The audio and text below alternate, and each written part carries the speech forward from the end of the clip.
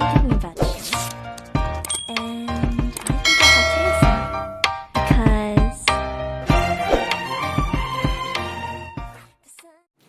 Hi mga kanais! Welcome to my YouTube channel. Ang gagawin ko today ay gagawa ko ng sugar waxing. Ayan, ito po yung ating kakailanganin guys. Siyempre, una-una yung sugar. And then, honey. And salt. Then, water. At saka, vinegar. Ito siya guys. Yan. Gagawin muna natin, lulutuin natin yung ating sugar para maging caramelize siya. Kasi yun yung gagamitin natin yung wax. Yan. So, una natin gawin, imimix na natin lahat ng ingredients. Ito yung sugar natin. Then, water.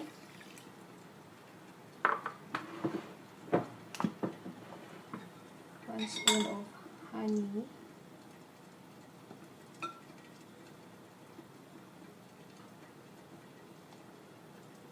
Guys. And then, konting suka lang siya. Para ito yung pampakapit niya yan. And, last yung asin. Guys, asin. Yan.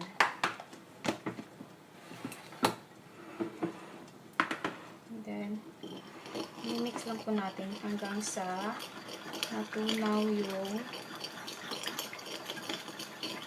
asukal.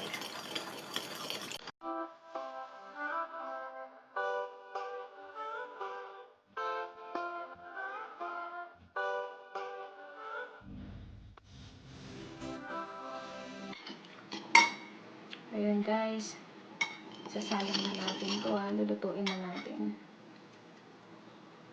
5 minutes later.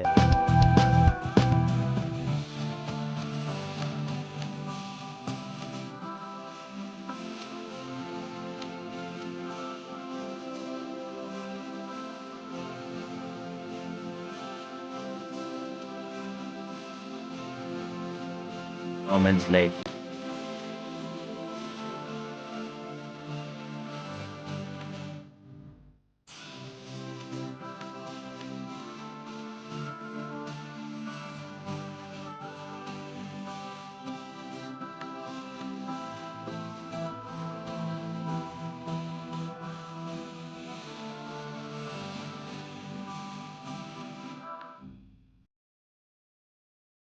Six and a half hours later.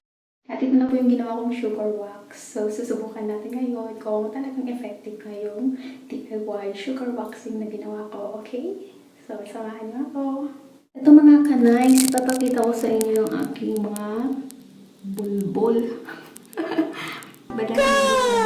Ayan, diba? Sobrang tago ng balahibo ko. Kaya susubukan ko kung talagang effective itong DIY sugar wax na ginawa ko. Nag-order ako online ng pang-spray. Kaya lang hanggang ngayon di pa dumating. Magdi-day off ako ngayong 28 Sunday. So, kailangan kong tanggalin yung mga bulbul ko sa paa. Sa binti pala. Sa legs. Diba? Kasi nakakahiya naman sa kadate ko. Makita niya ang haba ng balahibo sa binti ko. Kaya susubukan natin itong ginawa kong DIY sugar wax. Okay? So, ito na yung aking sugar wax. At hindi na ako gagamit ng straight. Ito na lang siya. Ayan. So, una muna gagamit tayo ng pulbo. Ito yun. Talagay natin ito sa legs.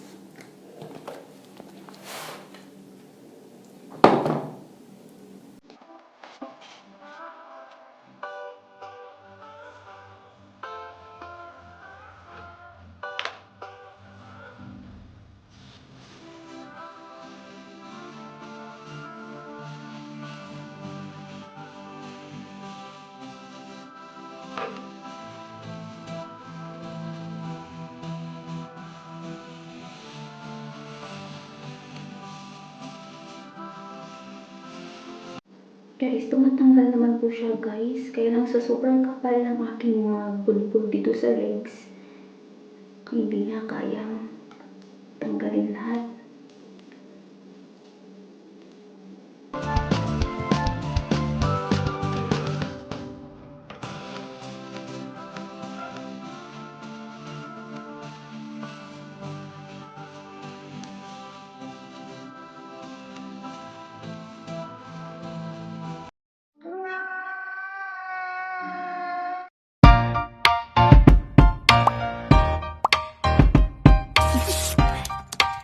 Do you want to know?